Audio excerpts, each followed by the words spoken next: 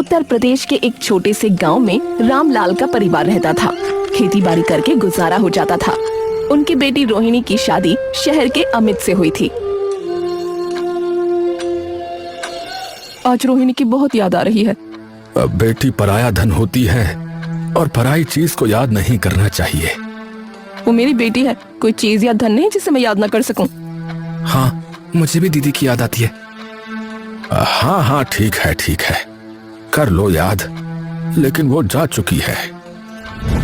तभी शांति देवी का फोन बजा। वो रोहिणी की कॉल थी। हे राम, मेरी रोहिणी 100 साल जिएगी। अभी उसे ही याद कर रही थी और उसका टेलीफोन भी आ गया। मम्मी कैसी हो? अच्छी हूँ बेटा, तू बता। अरे वो सब छोड़ो, मैंने ये बताने के लिए फोन किया था, कल मैं अमित के साथ गांव आ रही हूँ। लेकिन सुन लो, हम यहाँ बहुत ऐश से रहते हैं, फ्रिज, एसी, गाड़ी सब कुछ है।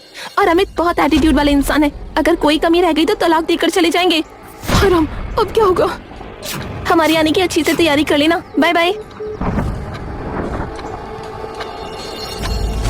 क्या हो गया? भूत आ गया क्या घर में? भूत नहीं जी, रोहिणी आ रही है, वो भी कल दामाद जी के साथ। एसी वाला दामाद है।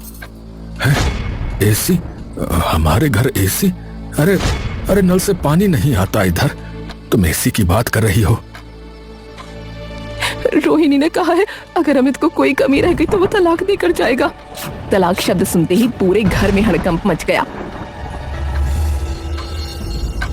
शांति देवी ने बेटे सुनील को बुलाया। पहले घर की सफाई, फिर रंगाई पुताई, फिर नए बिस्तर, फिर पकवानों का जोड़ा। माँ धीरे धीरे बोल, मेरे दिमाग से ज्यादा तेज तो तुम्हारी उंगलियां दौड़ रही हैं। चुप कर और दौड़ लगा। दामाद जी के लिए सामान ला, वरना रोहिणी को तलाक मिलेगा। तलाक की सौगात लेकर कोई मायके आता है? इतने में पड़ोस में पानी भरने गई कौशल्या का ध्यान गया। अरे क्या बात है, इतना क्यों बवाल मचा है? बम फूटा है क्या? अरे दीदी, हमारे दामाद जी आ रहे हैं शहर से। बहुत बड़े आदमी हैं, इन्हें कोई कमी नहीं चाहिए। दामाद जी शहर वाले? राम राम करो, फिर तो हमें भी न्योता चाहिए। लो देखो, बढ़िया, पूरा ही गांव चल दिया। अब देखते ही देखते पूरे गांव में खबर फैल गई, जैसे आग फैलती है।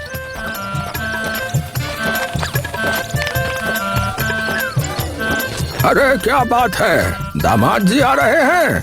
अरे तो फिर चौपाल पर बैठक करो, पूरा गांव मिलकर स्वागत करेगा। बाबा जी, दामाद जी को गन्ने का जूस पिलाऊं या पानी?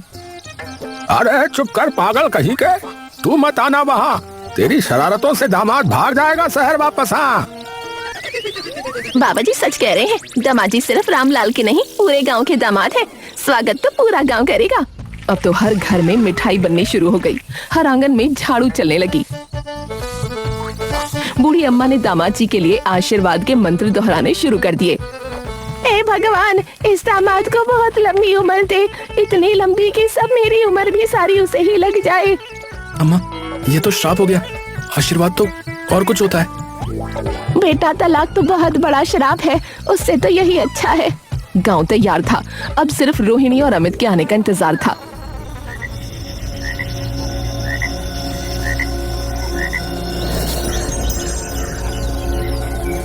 अगली सुबह सूरज निकलते ही पूरे गांव की नजर रोड पर लग गई। देखो कैसा लग रहा हूँ। पिताजी, दामाद जी को गमछा पसंद नहीं होगा, वो तो तौलिया देखते हैं जो रोहेदार होता है। अरे भाई, रोहेदार तो मेरे पास भैंस है, उसके बाल लगा दूं क्या गले में? चलिए, आपने कम से कम बाल तो ठीक से संवार लिए। इतने में दूर से धूल उड़ती दिखाई दी। एक कार आ रही थी। हाय राम, मेरे घुटने सही होते तो मैं भी भागती। अरे ढोल बजाओ, भूल लाओ। अरे कोई तो पटाखे फोड़ो। कार की स्पीड कम हुई।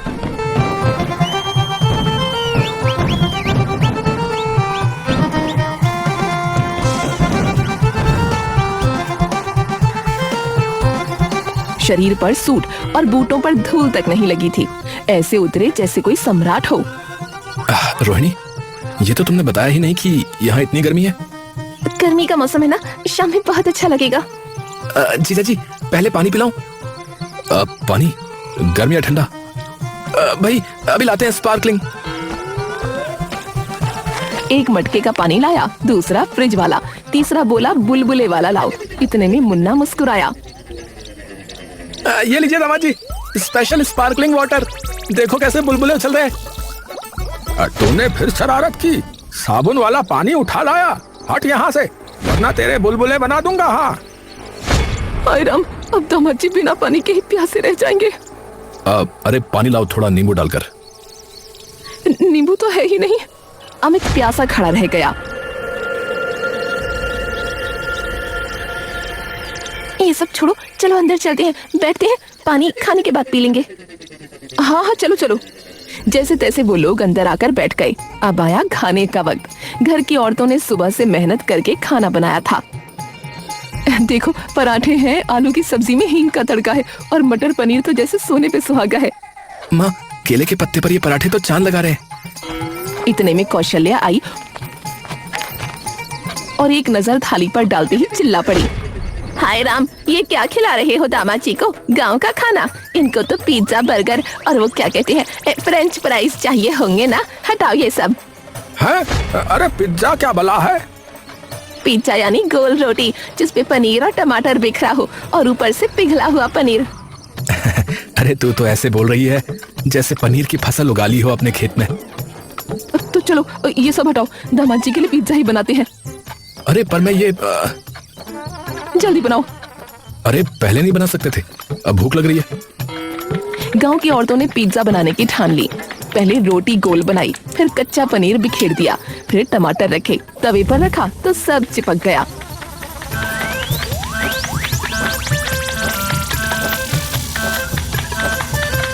भाई, पिज्जा तो सेकना होता है, हमने कोयले पे तवा रख दिया, अब ये रोटी जलकर कोयला बन गई। हाय हाय, ये तो पिज्जा नहीं, जलता हुआ तवा बन गया। अरे रोहिणी, कुछ खाने को दे दो यार, मर जाऊंगा भूख से। अब अभी आ रहा है, पिज्जा आ रहा है, स्पेशल गांव वाला पिज्जा। आखिर में शांति देवी रोते रोते 2 रोटियां चुपके से ले आईं। अब ये ले बेटा, भूख बुझा लो। पिज्जा तो कल बनाएंगे जब गांव में ओवन आएगा। ये क्या है? रोटी? गांव की रोटी? हाँ बेटा, प्यार से बनी है, दुआ से बनी है।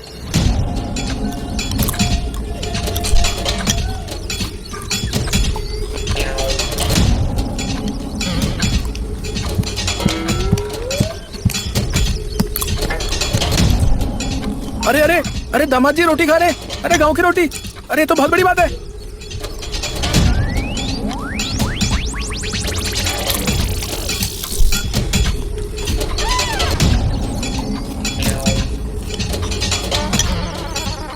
अमित ने रोटी खत्म की तो मुस्कुराया, लेकिन रामलाल के माथे पर अभी भी चिंता थी। आखिर पहली रात बाकी थी, गरीब के ससुराल में पहली रात, और वो भी दामाद जी के इतने नखरों के बीच।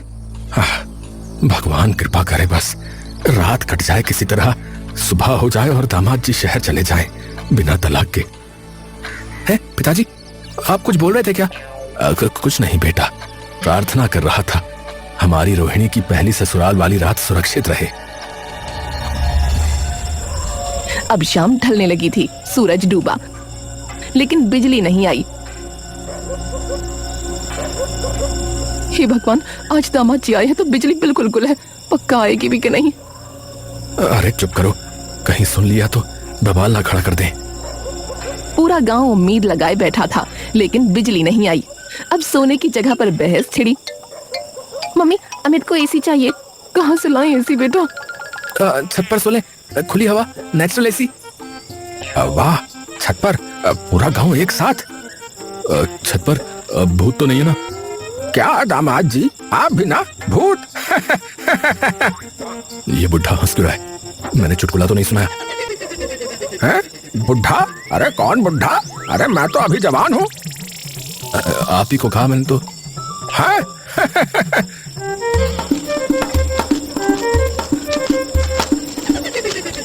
ये क्या है? एसी नहीं तो पंखा चलना पड़ेगा। नहीं चाहिए, पिताजी से कह दो कि चले जाए। अरे आप शर्मा रहे हो दामाद जी, हम सेवा करेंगे।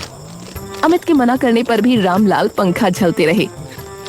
पापा, दामाद जी के पैर दबाने चाहिए नहीं? ये कहकर सुनील ने जोर से पैर पकड़े और दबाने लगा। अरे अरे हल्का दबाओ यार, अरे मेरी हड्डी टूट गई भाई। अरे जोर से दबेगा तभी मजा आएगा। अरे अरे अरे, मजा है या सजा? 3 आदमी एक साथ अमित पर टूट पड़े। एक पैर दबा रहा था, दूसरा सिर, तीसरा पेट। अरे बस करो भैया, पेट कौन दबाता यार? अरे थोड़ा अच्छे से करो, इनको आराम दो। तभी एक मच्छर अमित के गाल पर बैठ गया। मुन्ना ने पूरी ताकत से अमित के गाल पर थप्पड़ मार दिया। अबे तूने थप्पड़ क्यों मारा? मैं मच्छर मारा था दामाजी, कमीने ने आपके गाल पर बसेरा किया था। अबे मच्छर के नाम पे मुझे मार रहा है, देख मेरा मुंह लाल हो गया। अगले ही पल एक और मच्छर आया। अमित चिल्लाया। अरे रुक जा, अरे भाई मच्छरदानी लेके आओ, अब और थप्पड़ नहीं खाऊंगा मैं। मच्छरदानी नहीं तो गोबर के उपले जलाओ, धुएं से भागेंगे मच्छर। अरे लेकिन थोड़ा दूर जलाना। गोबर के उपले जलने लगे। बदबू से पूरा गांव बदबूदार हो गया। अमित और रोहिणी को छींके आने लगी। अरे मुझे चाहिए बस शांति और नींद, क्या मिलेगा मुझे यहाँ पर? अच्छे, मम्मी पापा कुछ करो ना। इतने में आसमान में बादल घेर आए। बस इसी की कमी थी। गर्मी से तो राहत मिलेगी कम से कम। गर्मी से राहत? अरे ये गर्मी की बरसात है, 2 मिनट में रुक जाएगी और फिर वो उमस होगी कि ऐसा लगेगा कि तंदूर में बैठे हो। हाय, क्यों डरा रहे हो दामाद को? सब नीचे भागे और बरामदे में जाकर लेटे, लेकिन दामाद की सेवा के लिए चारपाई पर 7 आदमी एक साथ चढ़कर बैठ गए और चारपाई ने आवाज करी, चटाक, पाई टूटे और सब गिर पड़े। अमित सबसे नीचे। ये क्या हो गया? ओए ओए, मजा आ गया। ओए ओए। अरे अरे आप लोगों को मजा आ रहा है? अरे पागल हो क्या? हटो मेरे ऊपर से। देखो मम्मी, हद हो गई। ये वहाँ किंग साइज बेड पर अकेले लेटते हैं और यहाँ चारपाई पे 7 लोगों ने लादकर चारपाई तोड़ दी। कोई और कुछ बोलता उससे पहले ही अमित चिल्लाया। अरे बस, अब खेल खत्म, अब मैं सब सच बताऊंगा। अरे नहीं। अरे सुनो पूरे गांव वालों, ये रोहिणी ना झूठ बोल रही है। हमारे घर में ना एसी है, ना पंखा, ना बुलबुले वाला पानी। मैं शहर की झुग्गी में रहता हूँ, फैक्ट्री में काम करता हूँ और वो गाड़ी टैक्सी थी, किराए पर ली थी। पूरा गांव सन्नाटे में चला गया।